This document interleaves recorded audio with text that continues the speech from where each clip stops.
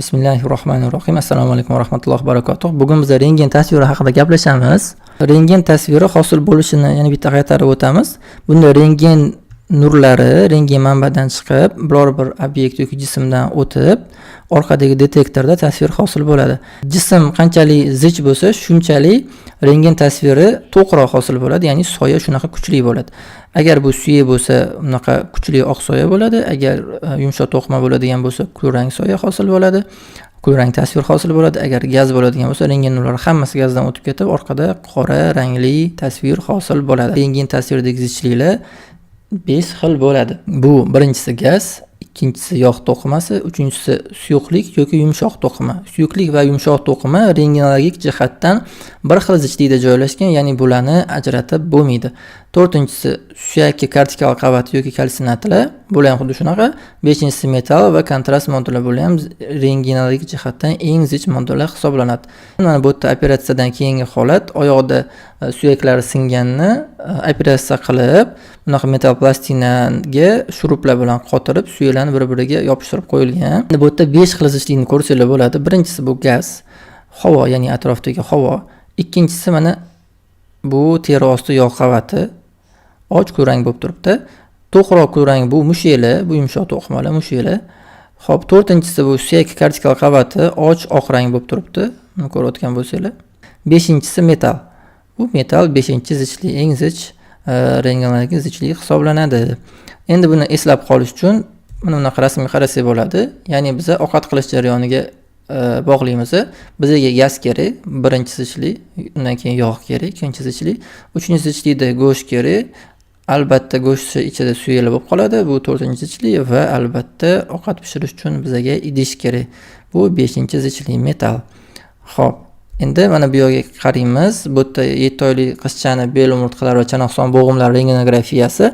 Endi shu yerda sizlar 5 ta zichlikni topishga harakat qilib ko'ringlar.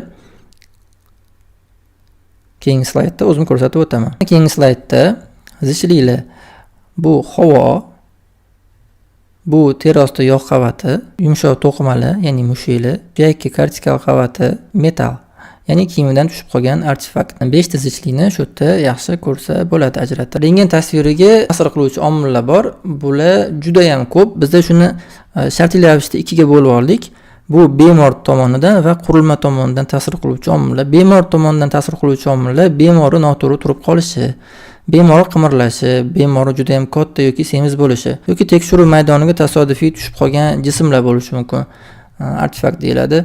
Tasvir hosil bo'lishida biror bir narsa xalaqit qilib qolsa, bu artefakt deyiladi odatda. Ikkinchisi qurilma tomonidan ta'sir qiluvchi narsalar, bu dozani noto'g'ri berilishi, ko'p yoki kam berilishi mumkin. Detektor holati, undan tashqari kompyuterdagi dasturiy ta'minot holati va juda ko'p narsalar bunga bog'liq.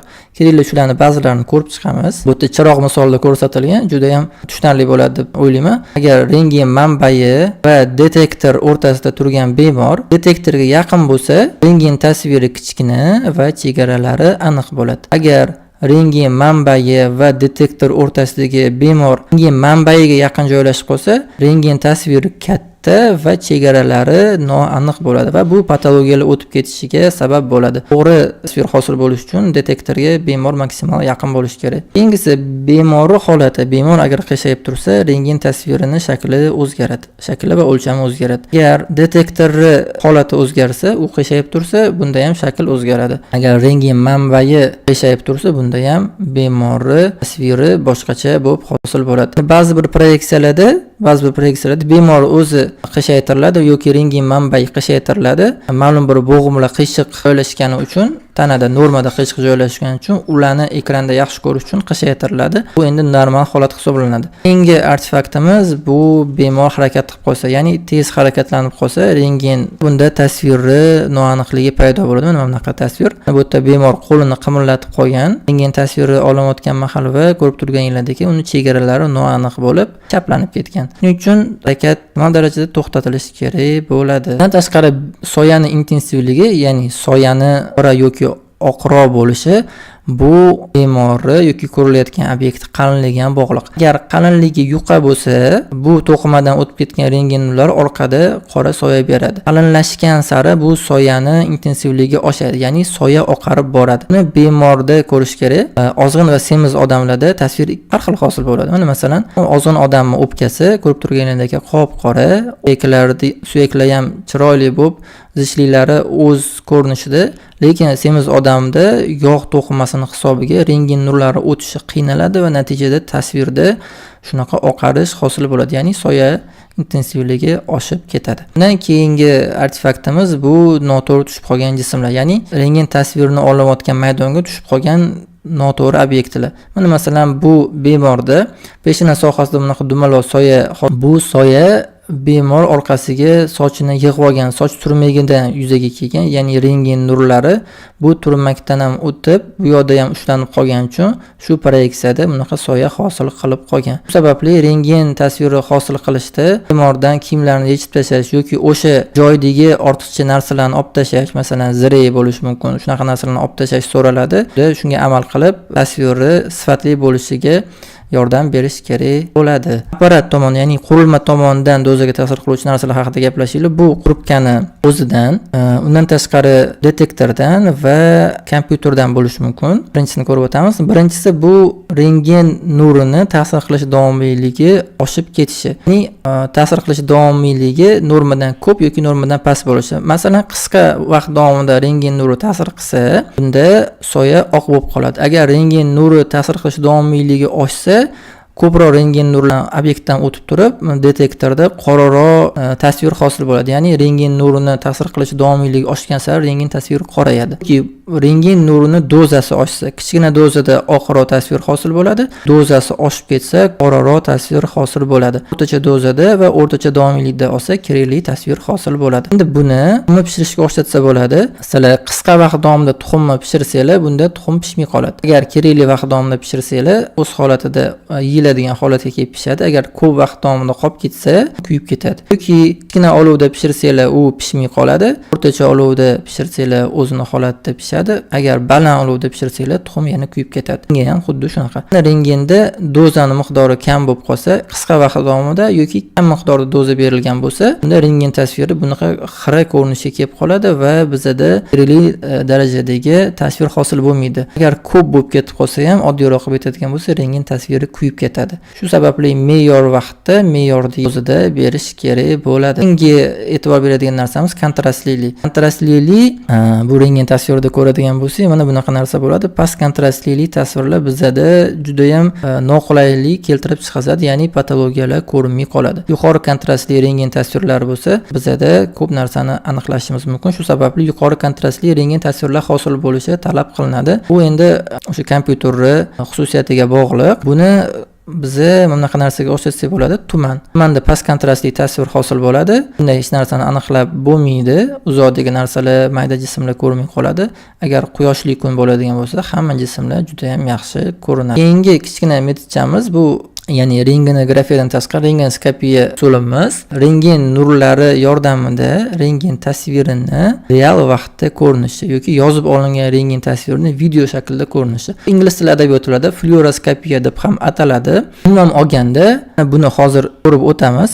Bu rentgen videoyimizda biz yurak urishlarini va diafragma nafas harakatlarini ko'rsak bo'ladi. Yurak urishlari va diafragma nafas harakatlarini ko'rsak bo'ladi. Bu juda ham yaxshi usul hisoblanadi. Bunda biza bemordagi real vaqt davomida bo'layotgan o'zgarishlarni aniqlab olamiz. Bemorning yuragi urishini ko'rsak bo'ladi, nafas olishlari qanaqa, ichki organlarni qimirlashlarini ko'rsak bo'ladi. Funksional holatini ko'rish imkoniyatini beradi. Umuman olganda rentgenoskopiya chin ma'noda soyalar o'yinidir. Ya'ni terapiya soyalar aslidagi qora rangda ko'rinadi. Faqat rentgenoskopiyada ko'radigan yorug'lik nuri o'rniga rentgen nuri ishlatiladi. Yorug'lik manbai o'rniga rentgen manbai ishlatiladi. Biz shu vaqtgacha rentgen tasvirini ko'rganimizda soyalanish deb aytib o'tdik. Ya'ni bizda 5 xil zichlik bo'ladi, soyalanish bo'ladi degan ma'noda ifodalab o'tganimizda, soyalanish atamasini noto'g'ri ishlatdik deb aytsak bo'ladi. Chunki aslida soya qora rangda bo'ladi. Suyaklardan hosil bo'lgan soyalar qora rangda, yurakdan hosil bo'lgan soya kulrang qora rangda. Rentgenoskopiyada shu atama to'g'ri ishlatiladi. Ya'ni soyalanish atamasi rentgenoskopiyada o'z ma'nosida ishlatiladi. Rentgenografiyada soyalanish atamasi oq joylarga nisbatan ishlatiladi. Ya'ni mana suyaklardan hosil bo'lgan soya oq rangda. Shuning uchun bu yerda negativ va pozitiv, musbat va manfiy tasvirlar hosil bo'ladi. Pozitiv yoki musbat tasvirlar bu rentgenoskopiyada hosil bo'ladigan tasvirlar deyiladi. Ya'ni pozitiv yoki negativligi havoga nisbatan aytiladi. Havo oq bo'lsa pozitiv tasvir deyiladi. Agar havo qora bo'lsa, rentgenografiyada bo'ladi. Bu negativ tasvir deyiladi. Ko'krak qafasi rentgenoskopiyasi juda ham foydali metod. Bunda o'pkadagi o'zgarishlar, yurakdagi o'zgarishlar real vaqt davomida ko'riladi. Masalan, mana bu bemorimiz yuragida operatsiya o'tkazgan. Operatsiyadan keyingi pnevmotoraks bo'lib qolgan jarayonni ko'rsanglar bo'ladi. Operatsiyani o'tkazganligini belgisi bu to'sh sohasida qo'yilgan metall choklar to'sh o'rtasidan kesib yurakda operatsiya qilinib to'sh qaytadan qo'yib tikiladi va natijada bizda operatsiyadan keyin metallik choklar hosil bo'ladi. Undan tashqari markaziy venos kateterni ham ko'rsanglar bo'ladi va o'pkasiga e'tibor bersanglar, bu yerda o'pkani qimirlashini ko'rsanglar bo'ladi. Хава. Вот граница легкого, видишь? Она прям дышит. Сейчас, подожди. Да, видишь, такое редко увидишь. Вот тебе пневмоторакс. Ага. Все, так. Теперь эту stорону. Так, punktировать будем, скорее всего.